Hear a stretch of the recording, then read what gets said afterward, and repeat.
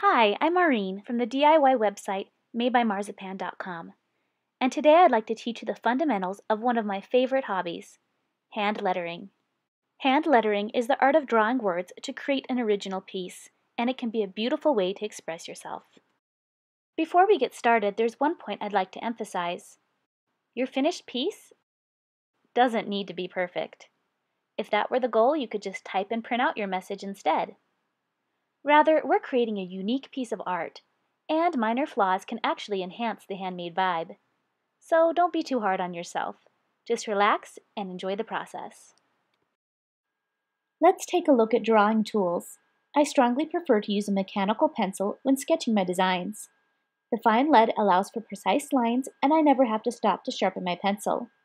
My favorite pencil is Sakura's Sumo Grip. It has a wide cushion shaft that's comfortable to use, and the feature I love most, an extendable eraser. You'll also need a large high-quality eraser. I use several different brands. As long as you choose an artist-grade eraser made for your pencil type, it should be fine. When it comes to pens, I use Pigma Micron almost exclusively. I should disclose that I do a lot of freelance work for Sakura of America, who manufactures these pens. However, Microns are my personal preference for several reasons. First, I can trust them. When you've spent hours sketching a piece and it's time to ink, it's so important that you know your ink won't splatter or smear. Secondly, these pens are consistent. They draw smooth, steady lines with reliable ink flow. The nibs are durable and have a very long life as long as they're kept when not in use.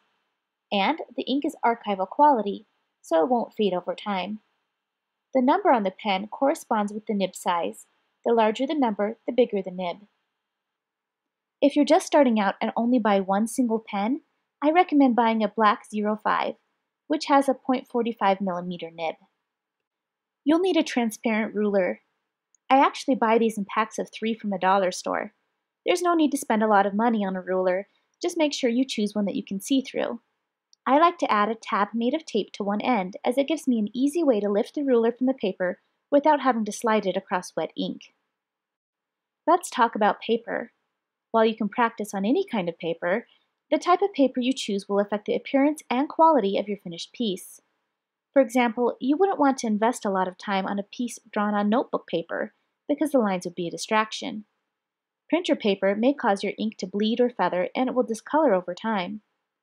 The very best paper I found for lettering is Bristol paper made by Strathmore. This paper is incredibly smooth without being glossy. Its heavy weight holds up well to erasing and won't crumple. Bristol paper is acid-free, so your artwork will last for a long time. Some people like to draw at an angle, placing a slanted binder beneath their work. However, I'm more comfortable working on a flat table. Guidelines can assist you in creating balanced, uniform letters. I like to draw a cap height guideline, which the capital letters in the centers will touch, as well as a baseline where the letters will sit.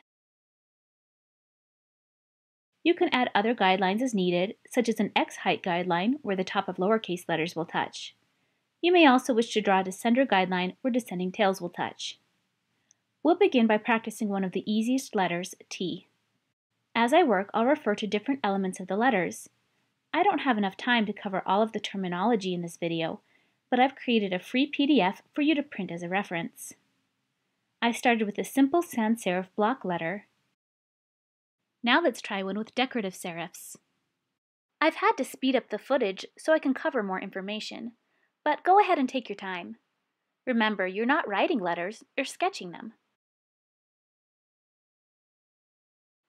Next, let's try rounding off the terminals.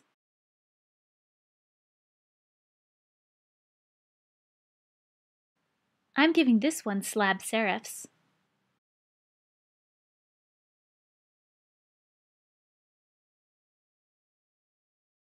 As you draw, pay attention to keeping your widths consistent. You can also try rounding off the serifs or drawing ball serifs.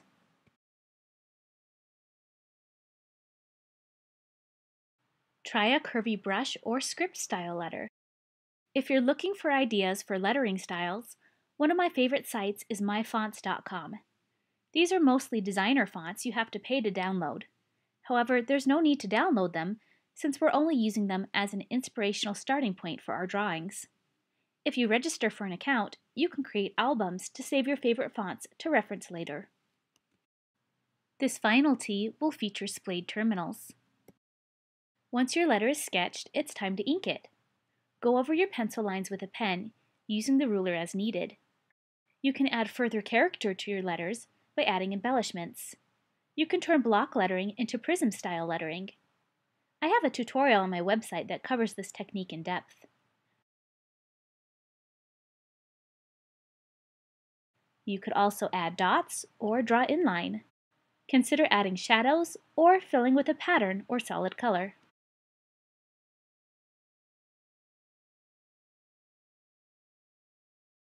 Now that we've practiced some different styles with an easy letter, I'm going to share a few tips for the trickier letters.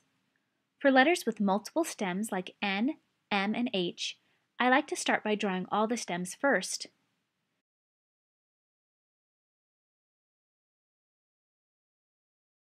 To draw the connecting leg on the N, draw a line from the top right corner to the bottom right corner on the opposite stem.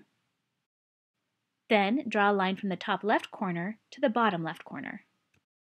When it comes to the letter O, I draw short lines for the right and left sides. Then I connect these with curves at the top and bottom.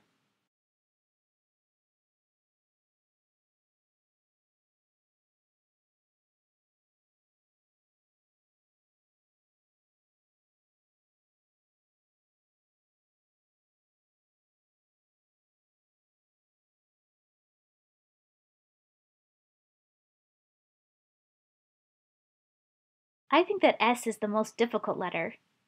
I found it's easiest to draw two short lines, one near the top and one near the bottom. Repeat on the right side. Turn those lines into curves. Sketch out the correlating line.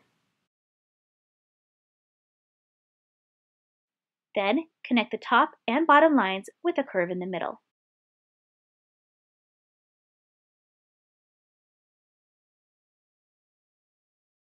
Finally, let's try an E. I like to draw a rectangle for this, then draw the top and bottom arms to extend the width of the rectangle.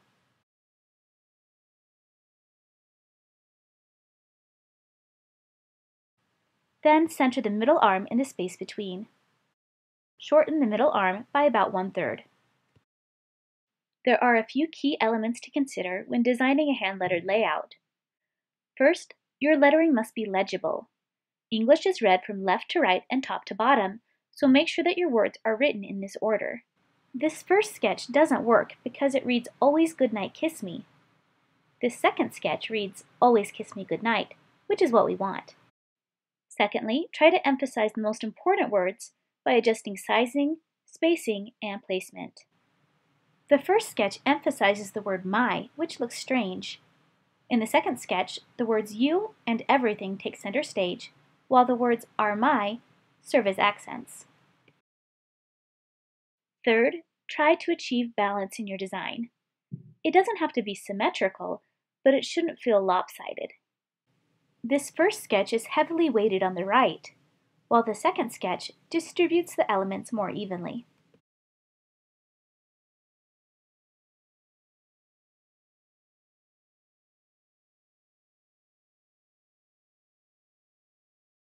Fourth, the mood of your piece should reflect the context of the words. Consider the lettering style and perhaps the shape of your canvas.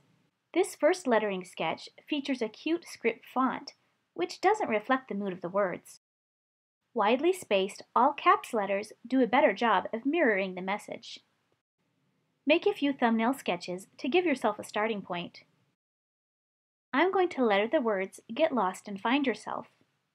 At first I thought a bear might be cool, but then I realized I wouldn't want to run into a bear while lost. So instead I'm opting for a tree design. Now we can start sketching our design. I think a hexagon would make a cool frame. I'm making each side 3 3/4 inches long. Then I'm adding a triangle in the center. Turn it into a pine tree by sketching points for branches.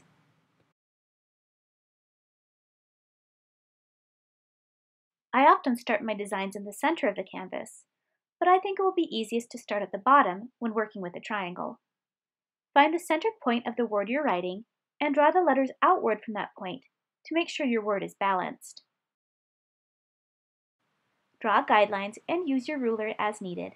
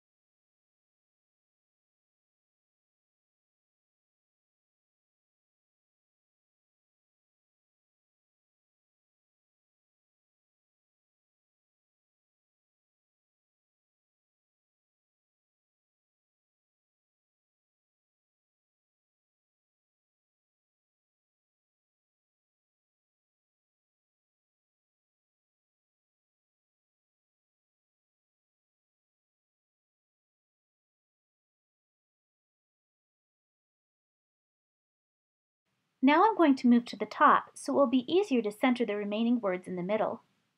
I'm drawing a cursive script for this.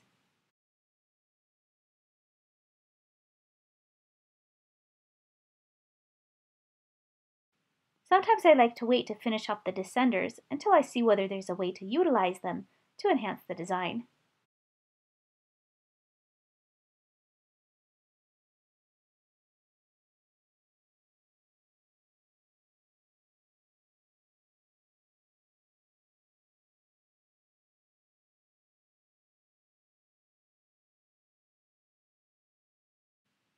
Don't hesitate to turn your paper if it gives you a better angle for drawing.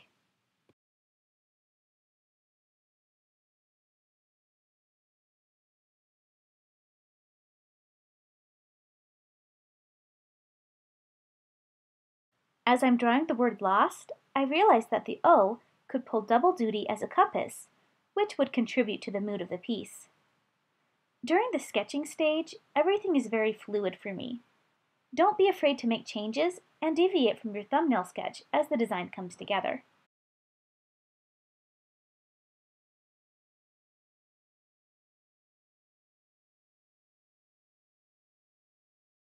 I love to replace the word "and" with an ampersand.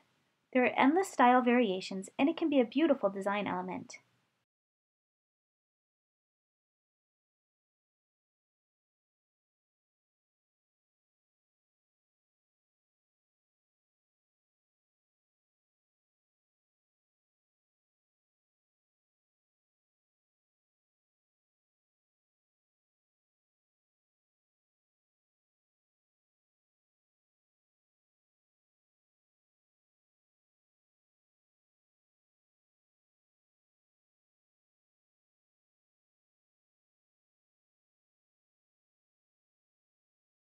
I'm bothered by this white space, so I'm going to lengthen some of these letters to balance it out.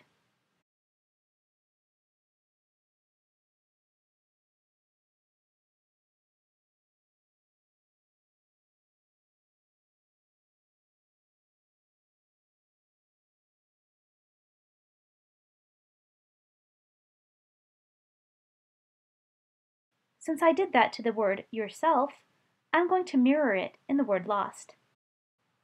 Now let's do a quick check of our 4 key elements. First, it's legible and reads clearly. Did I emphasize important words? I wanted the words get and to take up the least amount of space, so I'm happy with that. Is it balanced? There's a bit too much space at top and not quite enough at bottom, so I'm going to make some minor adjustments.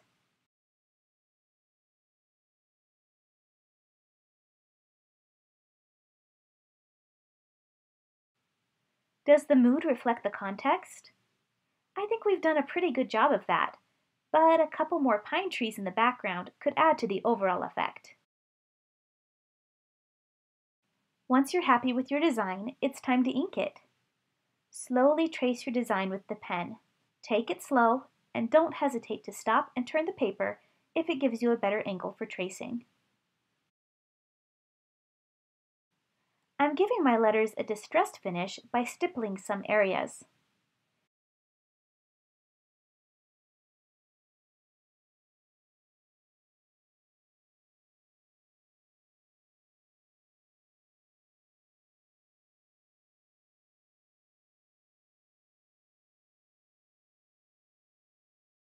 After you've traced your design, wait a minute or so to ensure the ink is completely set.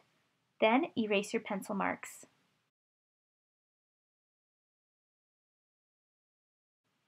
Check your overall design and see whether it's missing anything. Sometimes filling in the background can make your piece pop. You can use a regular marker for this since you've already erased your pencil marks. You may want to add shadows or maybe embellishments. I have a video on my website specifically about hand lettering accents if you'd like more ideas. This piece is finished. If you'd like, you can visit my website madebymarzipan.com to see my entire hand lettering gallery and more lettering videos. You can even upload photos of your own work. A big thank you to StrathmoreArtist.com for sponsoring this series.